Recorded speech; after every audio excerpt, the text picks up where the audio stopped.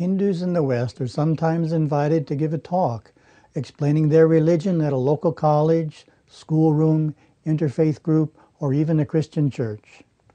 Some have confided to me that they do not feel qualified to give such a presentation. There is clearly a need for an authentic, non-academic introduction to Hinduism that can be presented with confidence on such occasions. I prepared this publisher's desk, drawn from our book, What is Hinduism?, as a broad summary of our faith that can be drawn upon to properly educate others in the basics of Hinduism, minus all the misconceptions and myths. You can get the text at the URL on screen.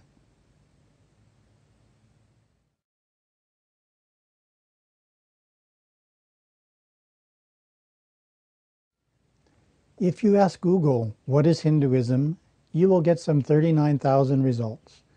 Many are from outsiders offering their best take. Many are from antagonists taking their best shot. Too few are knowledgeable. Fewer still are authentic. Rare is the answer that goes beyond parochial sectarian understandings. Scarcely any encompasses the huge gamut implied in the question. For these reasons alone, this introduction to Hinduism was inevitable.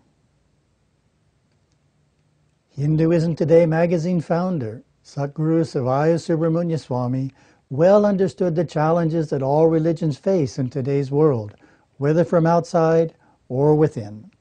He wrote that every religion consists of the spiritual precepts, practices, and customs of a people or society, transmitted from generation to generation, that maintain the connection with higher realms of consciousness, thus connecting man to God and keeping alive the highest ideals of culture and tradition.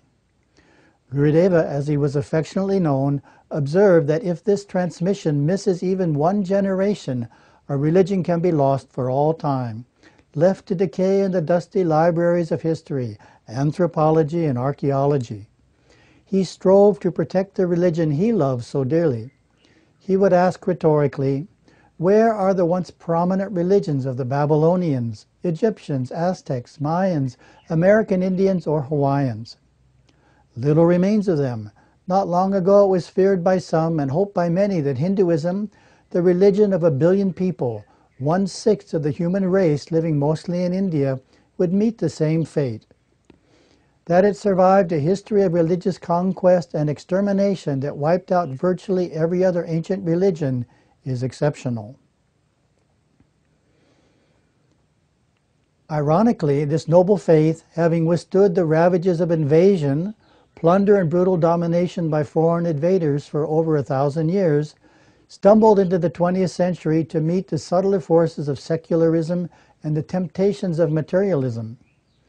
Christian propaganda, fabricated by 16th century Jesuit missionaries, empowered by the 19th century British Raj, and carried forth today by the Western and Indian media, had dealt heavy blows over the centuries to the subjugated, prideless Hindu identity. A typical Christian tactic was to demean the indigenous faith, impeaching it as rife with superstition, idolatry, antiquated values, archaic customs, and umpteen false gods. India's communist secular media stress caste abuse and wretched social ills, branding as radical, communal, and fundamentalist all efforts to stand strong for anything Hindu.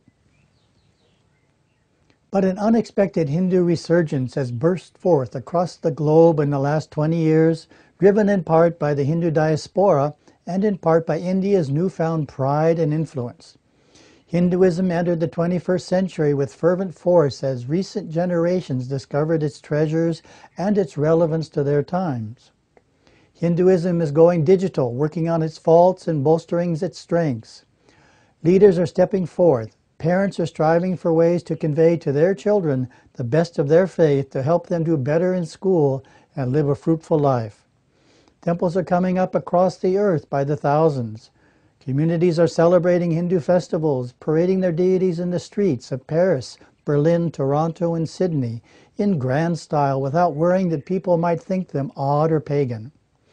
Yoga is being universally practiced in all faith communities.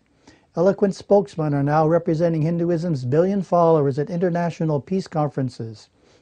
interfaith gatherings, and discussions about Hindu rites. Hindu students in high schools and universities are going back to their traditions, turning to the gods in the temples, not because their parents say they should, but to satisfy their own inner need to improve their daily life, to fulfill their soul's call. When it comes time to explain our religion in any of these settings, we offer the following.